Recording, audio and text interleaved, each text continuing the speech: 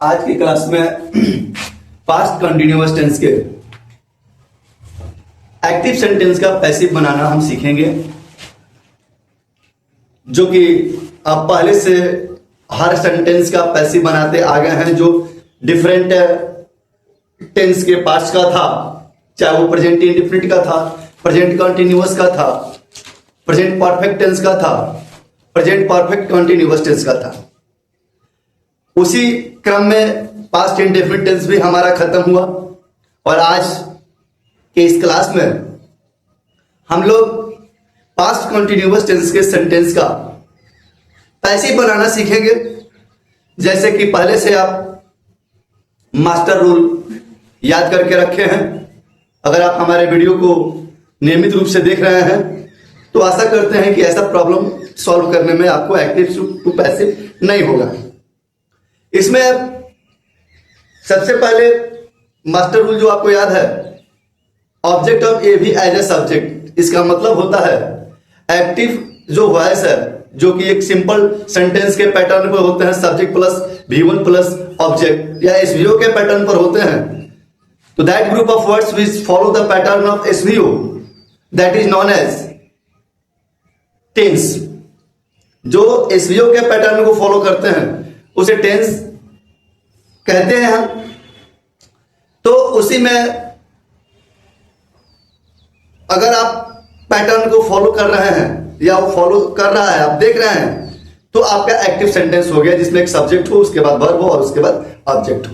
तो ऐसे सेंटेंस को आप एक्टिव कहते हैं। अर्थात ये मान के चलें कि जिसमें काम करने वाला डूअर हो, जो काम करता है, अगर वह उपलब्ध हो, उपस्थित हो, तो वह एक्टिव सेंटेंस होता है। और वही जब काम का रिजल्ट पाने वाला हो, काम का इफेक्ट जिस पर पड़ रहा हो, अगर वह उपलब्ध हो सेंटेंस में और उसके हिसाब से हेल्पिंग वर्ब का सेटिंग हम कर रहे हैं, तो that time that sentence is known as according to the voice of the passive sentence. वो पैसिव सेंटेंस के रूप में जाना जाएगा। तो आज उसी क्रम में object of every subject clear हो गया। उसके बाद जो आपने सब्जेक्ट बनाया है, नए वाला सब्जेक्ट जो एक्टिव वॉइस का ऑब्जेक्ट था, वो जो सब्जेक्ट आपने बनाया है, उसके हिसाब से आप हेल्पिंग वर्ब का प्रयोग करेंगे, अर्थात वाज या वेयर का प्रयोग कर लेंगे।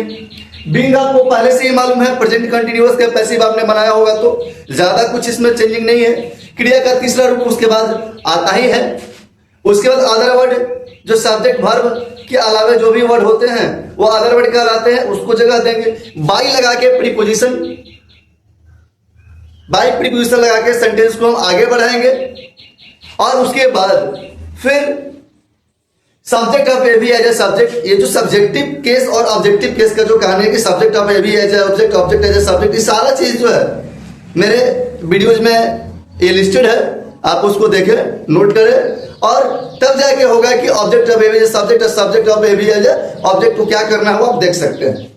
तो उसमें हम देख रहे हैं कि सब्जेक्ट ऑफ ए भी एज ऑब्जेक्ट, ये बात आपको समझ में आ गई। इसमें एक एग्जांपल है, you we are keeping your word, ये एक्टिव वॉइस है। दूसरा से उसका पैसिव है। यहां पर ऑब्जेक्ट ऑफ ए भी एज सब्जेक्ट, यहाँ पे योर वर्ड जो है आपका सब्जेक्ट हो गया, मैंने यहाँ पर योर वर्ड लगा दिया। इसके बाद वाज या वेयर में से कोई एक लगाना है, तो योर वर्ड जो है थर्ड पर्सन सिंगुलर नंबर है, इसलिए यहां पर हम वाज लगाएंगे। अकॉर्डिंग रूल बीइंग का प्रयोग करेंगे। क्रिया का तीसरा रूप, तो कीपिंग यहां पर बिफोर में है, इसका V1 जो होता है कीप होता है, और इसका थर्ड फॉर्म जो होता है केप्ट होता है, तो हमने यहां पर केप्ट लगा दिया। अदर वर्ड है नहीं, फिर बाई का प्रयोग हमने किया। उसके बाद सब्जेक्ट ऑफ ए भी, यानी एक्टिव वॉइस का सब्जेक्ट यू है, उसका ऑब्जेक्ट जो होता है यू होता है। आई बात समझ में? आगे देखते हैं निगेटिव सेंटेंस। तो निगेटिव सेंटेंस होगा पास्ट कंटिन्यूअस टेंस का, he was not learning English, वह इंग्लिश नहीं सीख रहा है। तो ऐसे सेंटेंस हो और उसका पैसिव बनाना हो तो बिल्कुल आसान है। फिर वही कहानी, object of A subject, was were का प्रयोग करेंगे, नॉट का प्रयोग करेंगे, बीइंग का प्रयोग करेंगे, third form other word bye, फिर सब्जेक्ट ऑफ ए ऑब्जेक्ट। तो इसमें ऑब्जेक्ट क्या है? इंग्लिश है, तो यहां पर हमने इंग्लिश लिख दिया। उसके बाद वाज वेयर में से कोई एक, तो वाज लगेगा इंग्लिश के हिसाब से। यहां पर नॉट 3 नंबर पर लग गया, बीइंग लग गया, फिर लर्न का विधि लर्न होता है, तो हमने लर्न लगा दिया, बाई लगाया, और ऑब्जेक्ट ही का जो यहाँ पर है ना कि सब्जेक्ट ऑफ ए भी, यानी एक्टिव वॉइस का सब्जेक्ट जो है, एक्टिव वॉइस का सब्जेक्ट ही है और उसका ऑब्जेक्ट जो होता है हिम होता है, तो हमने यहाँ पर हिम का प्रयोग कर दिया। आगे देखते हैं इंट्रोगेटिव सेंटेंस में, was were plus object of ए भी है subject plus being plus V3 plus other word plus by plus subject of ए भी है ऑब्जेक्ट। करना कुछ नहीं है, केवल ऑर्डर चेंज कर देना है, मास्टर रूल का आपका पैसे बिल्कुल बनेगा, कोई टेंशन नहीं, क्योंकि अभी सिंपल जनरल रूल पे अभी चल रहा है। इसके बाद स्पेशल रूल्स के भी वीडियोज बनेंगे, ठीक है, मॉडल से जरूरी भर के भी आपके पैसे बनेंगे, डबल ऑब्जेक्ट वाले भी आपके पैसे बनेंगे। बहुत सारे अभी पैसिव में टॉपिक्स बचे हुए हैं। अगर आपको लग रहा है कि ये टॉपिक छूट गया, सर नहीं पढ़ा रहा है, तो ऐसा नहीं, हमने इस पूरे वॉइस को एक स्पेशल सिस्टम में क्या किया है, ग्रुप किया, कैटेगराइज किया है, और हर कैटेगरी को अभी हम पढ़ते हुए जाएंगे। तो अभी हमारा जनरल रूल चल रहा है, इसके बाद हम स्पेशल में जब चलेंगे तो जो भी आपका छूटा हुआ पैसिव टॉपिक्स होगा आप जो है उसको सॉल्व कर सकते हैं। अगर उसके बाद भी कोई छूटता है तो आप कमेंट में उसका जिक्र करें, ताकि उस टॉपिक्स को हम फिर से उसके ऊपर एक नया वीडियो तैयार कर सकें। तो आइए आपके इंट्रोगेटिव सेंटेंस में आते हैं। तो was were plus object of A subject plus being plus V3 plus other word by plus subject of A object. Question है वेयर बी टीचिंग यू, तो यहां पर was were as according to object ही रहेगा, तो you के साथ where लगता है, तो यहां पर हमने क्या कर दिया, वेयर लगा दिया। ऑब्जेक्ट ऑफ ए सब्जेक्ट, तो यहां पर क्या हो गया, यू हो गया। उसके बाद बीइंग लगा दिया हमने, यहां पर थर्ड फॉर्म, तो टीचिंग जो है V4 है, क्रिया का चौथा रूप है, और इसका फर्स्ट फॉर्म टीच होता है, और टीच का थर्ड फॉर्म टॉट होता है, तो हमने टॉट लगा दिया।